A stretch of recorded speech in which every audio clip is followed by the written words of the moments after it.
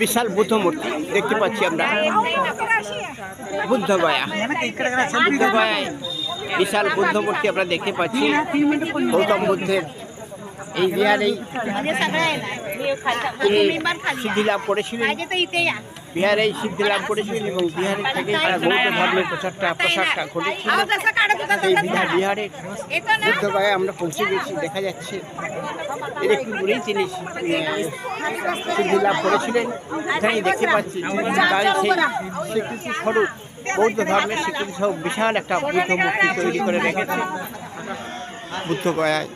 দেখতে পাচ্ছি গৌতম বুদ্ধের স্থাপত্য নিদর্শন হিসেবে রয়েছে দ্বৈজক্ষ বুদ্ধিস্ট টেম্পেল। বুদ্ধগয়ায় গৌতম বুদ্ধের বৌদ্ধ ধর্মের প্রচারক গৌতম বুদ্ধের দ্বৈজক্ষ বুদ্ধিস্ট টেম্পেল। আমরা গৌতম বুদ্ধের বুদ্ধিস্ট টেম্পেলে পৌঁছে গেছি বুদ্ধগয়া থেকে। বুদ্ধিস্ট টেম্পেলে পৌঁছে গিয়ে আমরা দেখতে পাচ্ছি অসংখ্য দর্শনার্থী আসছে প্রতিদিনই নিয়মিতভাবে প্রাগৈতিহাসিক দিন থেকে আজ পর্যন্ত গৌতম বুদ্ধের এই মূর্তি দর্শন করার জন্য, তীর্থক্ষেত্র দর্শন করার জন্য বুদ্ধগয়ায় প্রতিনিয়ত মানুষের হাজার হাজার অসংখ্য মানুষের সমবেত ঘটে। চলে এসেছি বুদ্ধগয়া গৌতম বুদ্ধের প্রতিকৃতি দেখি। গৌতম বুদ্ধ সিদ্ধি লাভ করেছিলেন এই বুদ্ধগয়ায়। আজও পর্যন্ত বৌদ্ধ ধর্মের প্রসারক যারা আছেন তারা গৌতম বুদ্ধকে শ্রদ্ধা ভক্তি জানাবার জন্য প্রতিনিয়ত প্রতি মানুষের কত শত মানুষের ভিড় জমে দর্শনার্থী প্রতিদিনই আসে।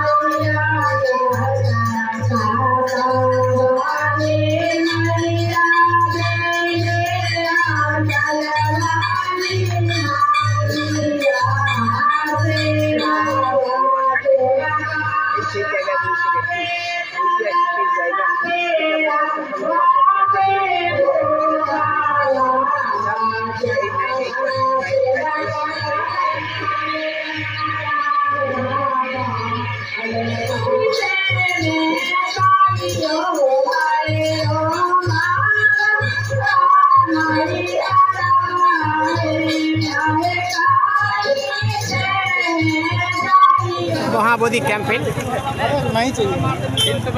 महाबोधि टेम्पल बुद्धगया, যেখানে গৌতম বুদ্ধ সিদ্ধি লাভের শেষ 5 সপ্তাহ এখানে ছিলেন এবং এখানেই সিদ্ধি লাভ করেছিলেন।